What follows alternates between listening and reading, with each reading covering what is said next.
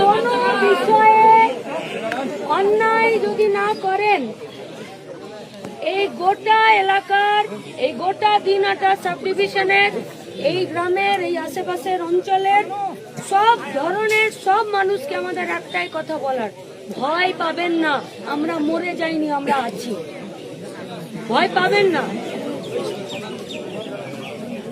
মানুষ আইনকে, পুলিশকে ভরসা করে কেন? যদি তার উপরে কোনো অন্যায় হয়, তার উপরে যদি কোনো অত্যাচার হয়, তার উপরে যদি কোনো অপরাধ হয়, তাহলে পুলিশ আর আইন সেই মানুষটির পাশে দাঁড়াবে, কি তাই তো? আর যারা খারাপ লোক হয়, যারা খুনি হয়, যারা এই ধরনের রেপিস্ট হয়, যারা এইসব খারাপ কাজ করে, তাদের আইনকে, পুলিশকে ভয় পাওয়া দরকার। উল্টো হচ্ছে, ভালো মানুষরা আইনকে ভয় পাচ্ছে, পুলিশকে ভয় পাচ্ছে যে আইন, পুলিশ নিরপেক্ষভাবে সাধারণ মানুষের পক্ষে দাঁড়াবে কিনা, আবার কোনো পার্টির কথাতে চলবে, উঠবে কিনা, বসবে কিনা। আর খারাপ মানুষেরা ভাবছে এরা আমাদের বগল দাবা হয়েই থাকবে। এই যা ঘটনা ঘটেছে, এই ঘটনা খুবই খারাপ। এই ঘটনাতে শুধু ওই একটা মা বাবার বুক খালি হয়ে যায়নি, এই ঘটনাগুলো যখনই ঘটে, যখনই সোশ্যাল মিডিয়াতে, খবরের কাগজে, টিভির পর্দায় দেখে, তখন আরো একবার গোটা রাজ্যের মানুষ আরো একবার ভয় পায়। মায়েরা ভয় পেয়ে যায়, বাবারা ভয় পেয়ে যায়, বাচ্চাগুলোর স্বাভাবিক খেলাধুলা, জীবন যাপন, স্কুল, আত্মীয়ের বাড়ি যাওয়া আসা, সেই স্বাভাবিকতা নষ্ট হয়ে যায়। আর যখন শাস্তি হয় না, শাস্তি হতে যখন দেরি হয়, তখন মানুষ ভাবে ও এগুলো জট জ্বালার মতোই বোধহয় সব নর্মাল হয়ে গেল। মানুষ আস্তে আস্তে আস্থা হারিয়ে যায়। তাই এই পরিবারটার সাথে থাকুন, আমরা রয়েছি। কাগজপত্র, উকিল, কেস, কোর্ট, এর সব কিছু দেখা হবে, আর সবকিছু নিয়ম অনুযায়ী দেখা হবে। বাস আপনারা সঙ্গে থাকবেন। আর যারা এই কাজ করেছে তাদেরকে এই আইনে যা এই কাজের জন্য ভারতবর্ষে, পশ্চিমবঙ্গে কঠিন শাস্তি আছে, কঠিন শাস্তি। আর এই মেয়েটি তো 18 বছরের নিচে, বাচ্চা মেয়ে। এর একটা অন্য আইন লাগে, যে আইনটার নাম হচ্ছে পক্সো।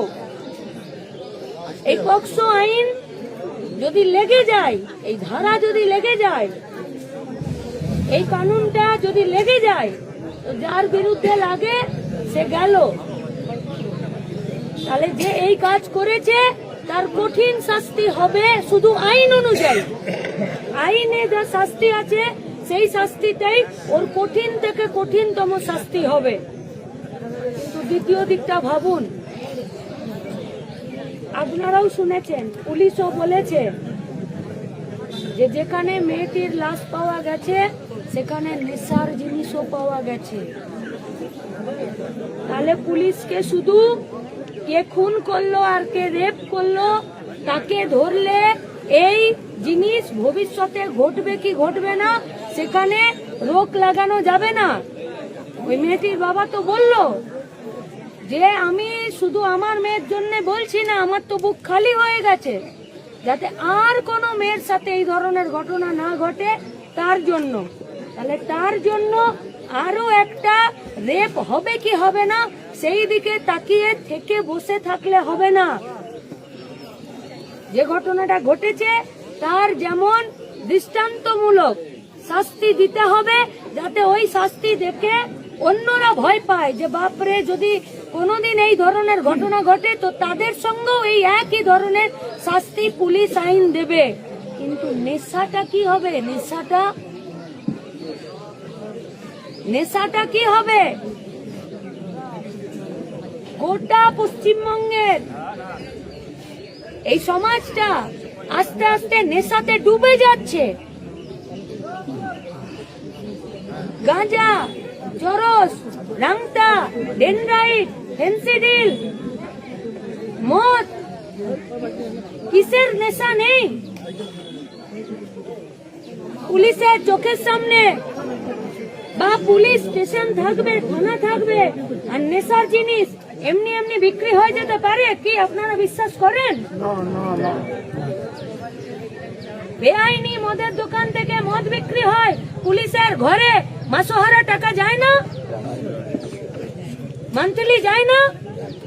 বর্ডারে ফেন্সি ডিল পাস হয়, বিএসএফ দাঁড়িয়ে থাকে না? পুলিশ থাকে না? বর্ডারের পুলিশ থাকে না? এলাকার প্রশাসন, ডিএম, এসপি জানে না কিছু?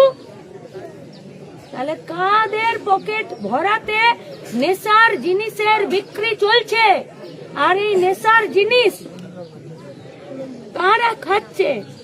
কারা? আর কারা ওই নেশাতে ডুবে থাকছে? আমাদেরই তো গা ঘরের ছেলেপুলেরা, আমাদেরই তো সমাজের, যাদের খেতে পয়সা ইনকাম করে মাথা উঁচু করে বেঁচে থাকার কথা, তারা পাট খেতে নেশার ঘরে একটা মেয়েকে রেপ করে দিচ্ছে। তাহলে শুধু রেপের শাস্তি, খুনের শাস্তি নয়, গোটা দিন সাব ডিভিশনে, কোচবিহারে, গোটা পশ্চিমবঙ্গে নেশার বিরুদ্ধেও আমাদেরকে রুখে দাঁড়াতে হবে। আর পুলিশকে একদম চোখে আঙ্গুল দিয়ে বলতে হবে যে তোমরা চোখ বন্ধ করে আছো বলে গোটা সমাজটা, গোটা পাড়াটা, গোটা গ্রামগুলো আস্তে আস্তে নেশাতে ডুবে যাচ্ছে, আর তারপরে এই ধরনের খারাপ কাজ হচ্ছে।